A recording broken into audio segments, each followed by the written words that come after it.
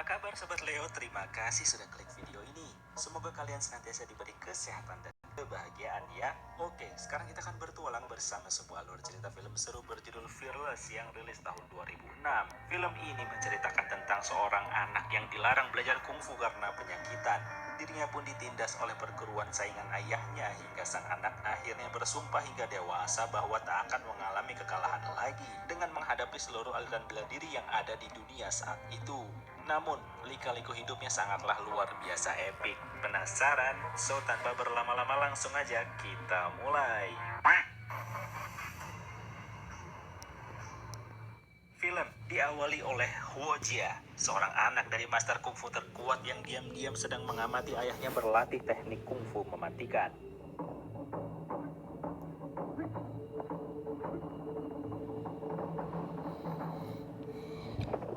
Terbukti saat gerakan terakhir terlihat biasa saja dengan menggebrak kursi beton. Tapi setelah sang ayah pergi dan anaknya mengamati, kursi beton tersebut ternyata terbelah seolah hancur dari dalam. Esok harinya, sang ayah mengajar murid-murid seperti biasa, tapi tiba-tiba Huo Jia datang mengantar teh yang seharusnya dibawa oleh pelayan. Di situ sang ayah memarahinya sambil melarang Huo Jia datang melihat latihan kungfu. Hal itu karena Huo Jia sejak kecil menderita asma akut, tapi ya namanya anak keturunan master kungfu. Diam-diam, Huo Jia berlatih kungfu sendiri sambil selalu ditemani Jisun, yang tak lain adalah sahabat setianya yang pintar akademis dan selalu mengerjakan tugas-tugas akademisnya. Sementara Huo Jia berlatih secara otodidak.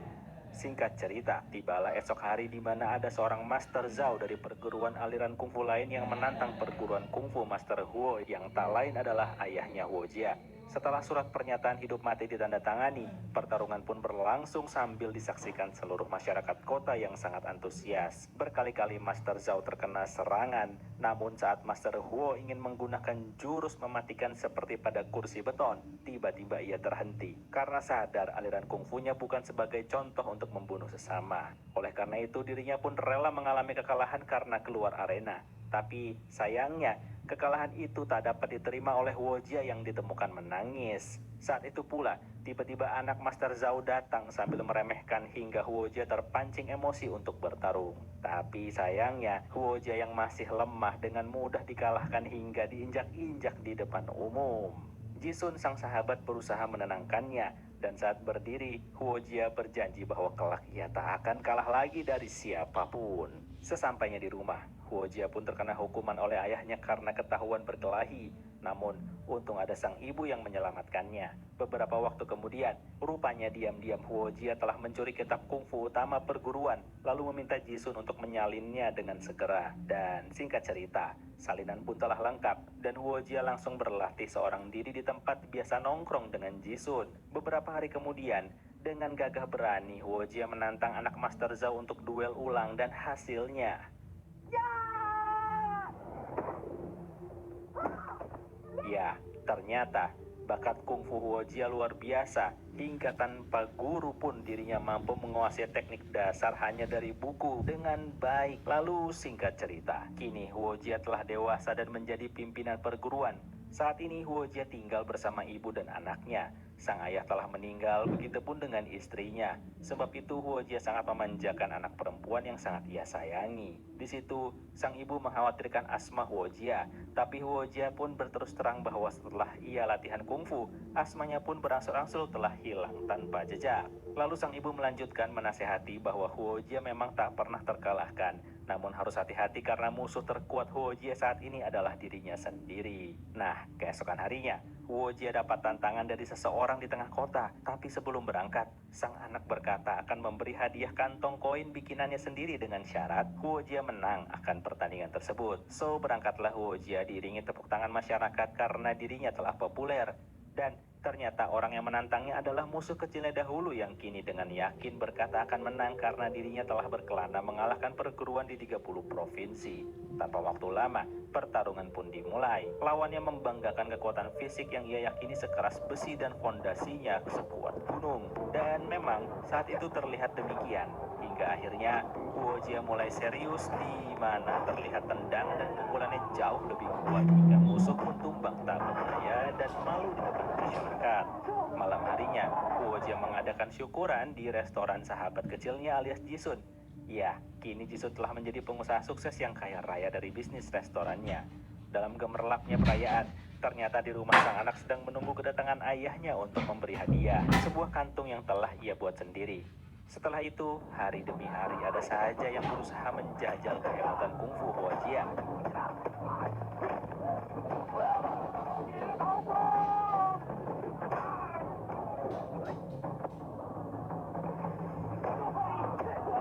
Hingga pada suatu ketika, Huojia mulai sedikit besar kepala hingga menyuruh semua master yang mendaftar untuk maju semuanya dan hasilnya adalah semua dibabat habis tanpa ampun.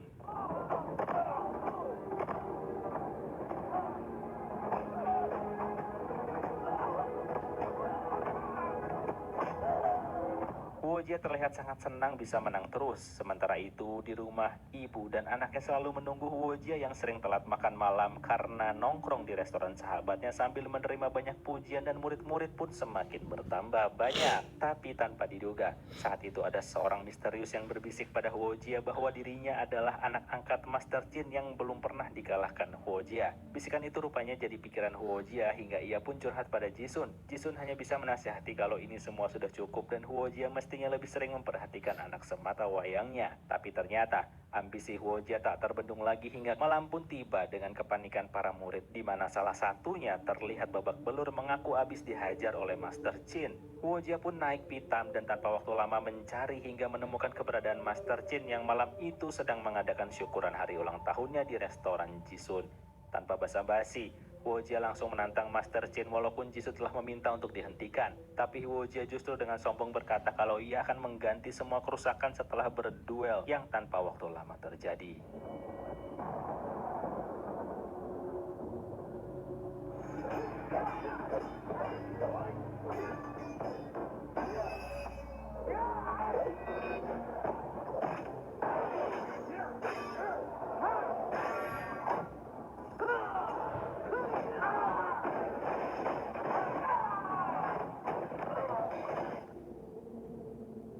Akhirnya duel pun dimenangkan dengan pukulan maut Huojia. Namun saat itu salah satu murid Master Jin terlihat sangat marah memendam kebencian luar biasa hingga keesokan di pagi-pagi buta. Huojia sedang berjalan lemas keluar dari restoran tempat ia mabuk-mabukan semalam. Lalu mendapat kabar bahwa Master Jin meninggal akibat tinjunya yang tak terkontrol. Tapi kabar terburuknya belum selesai. Saat sampai rumah, ia melihat ibunya sudah terbujur kaku bersimbah darah. Di situ, Huojia juga langsung teringat anaknya, yang ternyata keadaannya tak jauh berbeda. Sang anak pun meninggal di tempat sambil terus memegangi kantung koin yang sudah dibuatnya sendiri untuk diberikan pada ayahnya. Disitulah emosi Huojia bercampur dengan kesedihan mendalam memuncak. Ia mendatangi markas perguruan Master Jin dan salah satu murid memang telah menunggu, lalu mengakui bahwa dirinya lah yang membunuh keluarga Huojia. Tanpa bicara sedikit pun, Huojia langsung membunuhnya, tapi untung ia tak sampai hati untuk menghabisi anak dan istri Master Jin yang sedang menunggu sang master menjelang pembakarannya. Tapi bagian yang paling gila belum selesai. Saat Huojia keluar, tiba-tiba ia didatangi para murid yang menyuruh si murid kurang ajar menceritakan yang sebenarnya. Disitulah baru terungkap, penyebab ia dihajar Master Jin adalah karena saat mabuk, ia telah melecehkan dan menghina istri Master Jin.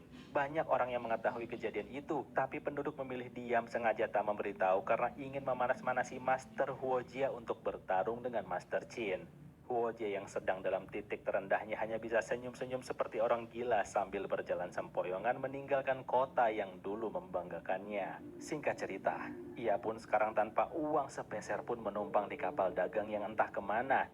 Karena tak bisa bayar, ia pun diturunkan di sebuah desa yang tak ia kenal. Di situ ia terlihat seperti orang gila yang kelaparan.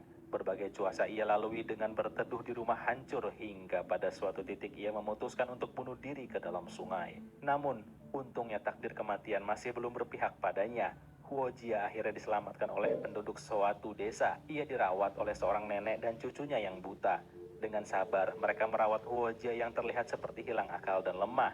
Hingga beberapa hari kemudian Huojia mulai membuka diri dengan kesehatannya yang makin membaik. Saat itu si gadis buta yang baik hati merawatnya bagai pasien rumah sakit sampai mencucikan rambut Huojia. Hingga kini ia nampak segar dan mencoba beraktivitas seperti biasa, membantu pekerjaan di ladang yang damai dan tenang. Saat menanam padi pun, Jiwa kompetisi Huojia bergejolak hingga berusaha mendahului yang lainnya. Hari-hari dihabiskan Huojia untuk menenangkan pikiran sambil bercocok tanam dengan para warga hingga pada suatu pagi. Orang-orang desa panik setelah mendapat info salah satu anak desa bernama Gui ditangkap suku tetangga akibat kesalahannya sendiri karena mencuri kerbau.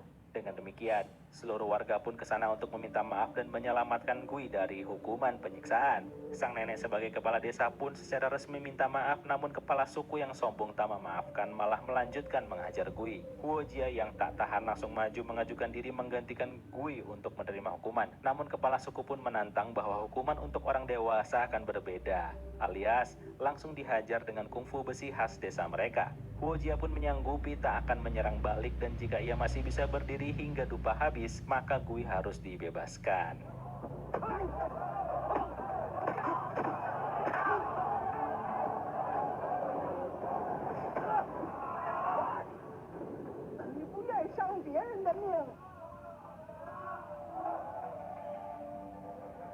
Dengan demikian, Huojia telah berjasa bagi para penduduk desa tersebut hingga anak-anak desa pun semakin menyayanginya.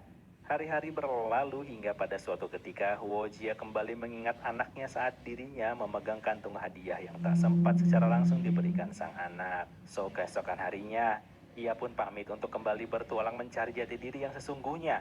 Langkah demi langkah Huojia semakin jauh meninggalkan desa hingga akhirnya ia sampai di kota Tianjin yang kini sudah berubah. Kali ini berbagai negara di dunia mulai masuk ke Cina, dan salah satunya kota Tianjin tempat Huojia berasal yang kini secara politik dan ekonomi telah dikuasai oleh negara asing. Huojia pun kembali ke perguruan yang tak lain adalah rumahnya. Di sana masih ada seorang asisten rumah tangga yang paling setia sejak ayah Huojia masih ada. Huojia pun mulai merefleksikan diri dengan semua yang telah terjadi hingga saat ini. Huojia pun membakar semua bukti kemenangan dirinya dan ayahnya saat bertarung sebagai bukti kesadarannya untuk apa kungfu sebenarnya. Di makam kedua orang tuanya pun, akhirnya Huojia ingat dan sadar mengapa ayahnya dulu menahan pukulan terakhir yang dapat menghancurkan kepala lawannya. Tak ketinggalan, Huojia pun meminta maaf di depan makam putrinya yang selama ini jarang ia perhatikan karena larut dalam kesombongannya dahulu kala. So, esok harinya, Huojia pun mendatangi kediaman Master Chin untuk meminta maaf pada anak istrinya, sekaligus memberi penghormatan terakhir. Siang harinya, ia berkeliling kota untuk melihat keadaan yang baru. Dan suatu ketika saat ia membeli koran, di situ tertulis jelas bahwa seorang petarung negeri barat bernama O'Brien yang telah mengalahkan berbagai master kungfu Cina lalu meremehkan petarung Cina yang diolok-oloknya sebagai penyakitan. Tak sampai situ, O'Brien juga menantang siapapun untuk datang ke arena jika berani. So, tanpa waktu lama, Huojia pun datang menuju lokasi untuk bertarung. Namun niatnya kali ini bukan untuk sombong, tapi untuk mengembalikan martabat negaranya yang diinjak-injak oleh petarung sombong dari barat. Semua orang antusias menyambut kedatangan Huojia dan pertarungan pun dimulai.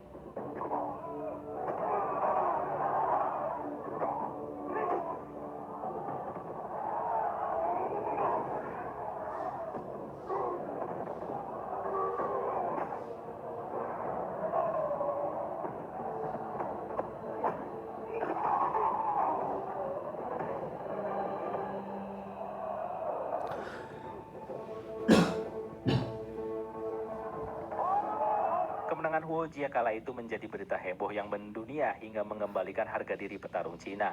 Dan tanpa diduga, Jisun yang mengetahui Huojia telah kembali lalu mengundangnya untuk bermakan malam. Jisun adalah sahabat yang tulus hingga ia pun mendukung secara finansial bagi visi misi Huojia untuk menjadikan bela diri Cina dipandang dunia sebagai kungfu yang penuh etika dan rasa hormat. Bukan bela diri brutal yang tak peduli nyawa seperti yang dilakukan O'Brien asal barat yang telah menghabisi lawan-lawannya hingga cacat atau meninggal. Pada intinya, Huojia ingin menjadikan kungfu Cina sebagai olahraga yang mendunia yang dapat membentuk disiplin baik secara fisik maupun spiritual. So, dengan demikian, dengan bantuan Jisun secara ekonomi, perguruan kungfu kembali dibangun dengan nama Federasi Olahraga Jingwu.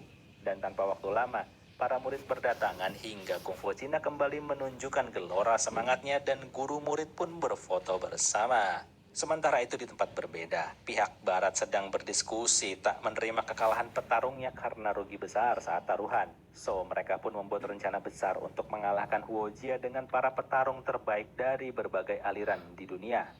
Singkat cerita, esok harinya, Jisun mendatangi Huojia untuk mengabarkan bahwa Jepang telah mengumumkan pada publik untuk menantang Huojia dalam pertarungan 1 lawan 4 petarung terbaik dari berbagai aliran bela diri di dunia untuk membuktikan bahwa bela diri Cina layak dipelajari secara mendunia.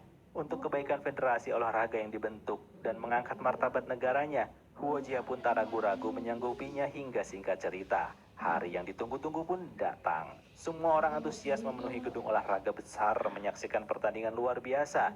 Pertarungan pertama pun dimulai di mana Huojia melawan petinju terbaik asal Inggris. Kedua, melawan komandan pasukan berkuda asal Belgia yang ahli tombak.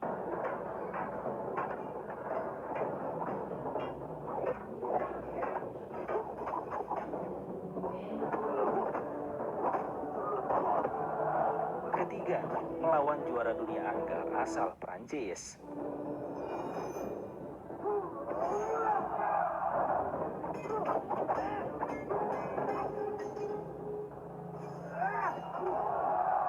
Ketiga petarung sebelumnya dikalahkan dengan mudah, namun lawan terakhirnya adalah Master Samurai plus Karate Jepang yang nampak bukan kaleng-kaleng.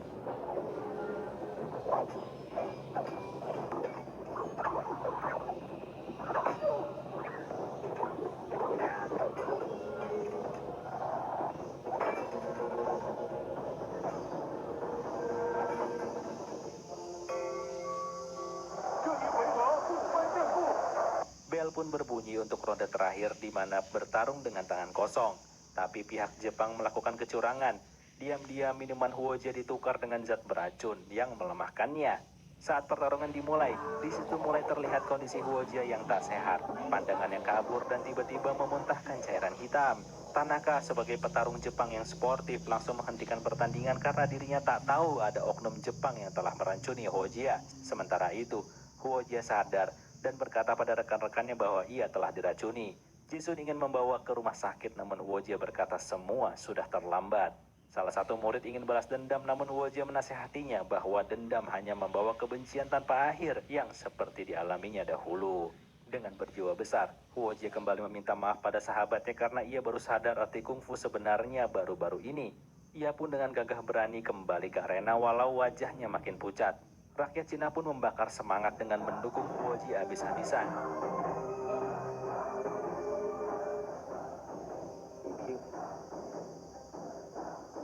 Tanaka sudah menghalangi untuk lanjut, tapi Huojia tetap melanjutkan dengan kondisinya yang sangat jauh dari prima. Huojia terlihat semakin parah seiring berjalannya pertarungan. Rasa sakit terus ia tahan hingga akhirnya tinju Tanaka tepat mengenai tenggorokan. Namun, Huojia pun melayangkan tinju mautnya, tinju peremuk tulang, seperti yang ia lakukan dahulu pada Guru Chin. Tapi Huojia yang sekarang telah memahami kungfu jelas tak akan melanjutkannya, hingga ia tak jadi meninju Tanaka dan dirinya pun terjatuh. Si oknum Jepang yang ikut taruhan bernafsu memaksa juri untuk mengumumkan pemenang. Namun, tanpa diduga, Tanaka menghentikan lalu langsung membantu Huojia untuk bangun dan menyatakan siapa pemenang sebenarnya pada seluruh dunia.